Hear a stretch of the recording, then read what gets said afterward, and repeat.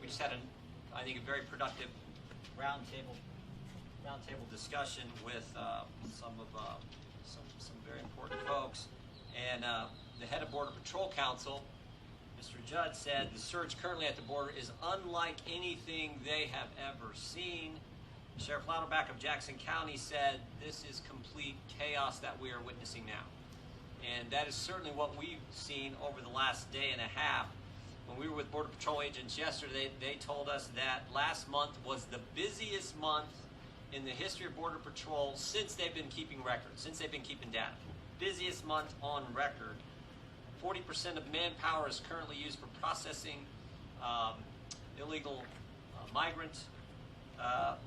Yesterday we saw at the Donna facility one pod, which is supposed to, under current COVID protocols, house at a maximum 33 children, and yet there were 527 kids in that pod alone. So when they say this is chaos and unlike anything we have ever seen, that is true.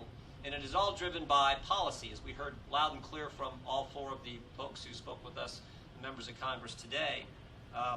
The policy that said we will no longer keep the Remain in Mexico policy in place as we evaluate the claims of people trying to get into our country, the policy that says we're not going to deport individuals, and of course the announcement from the current administration saying that they will not continue construction on the wall. That is why we see this amazing surge, this unbelievable surge, unlike any, as Mr. Judd said before, unlike any we've ever seen in the history of Border Patrol. And it sort of raised the obvious question, and Scott had said this in the roundtable we just had, it raised the obvious question: is this intentional?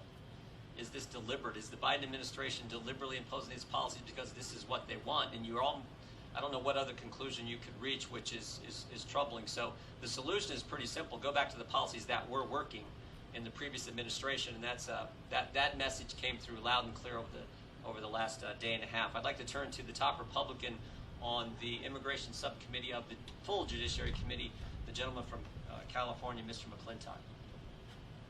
Well, thank you, Jim. Thank you for organizing this. Thank you all for being here. I must tell you, in all of my years in the Congress, this has been the most disturbing field tour that I've ever taken.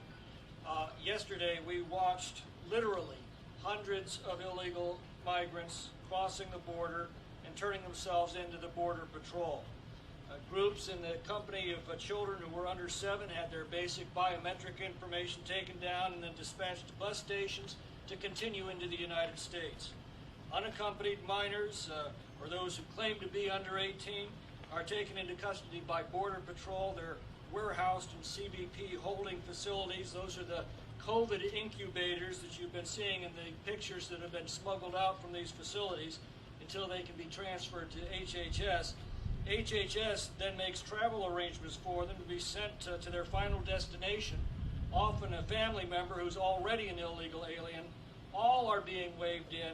Only single adults and groups with older youths that are being turned away, but that's only because of Title 42, which is effective only during the COVID pandemic. Border Patrol warns that when 42 goes away, our border is completely gone. And this is getting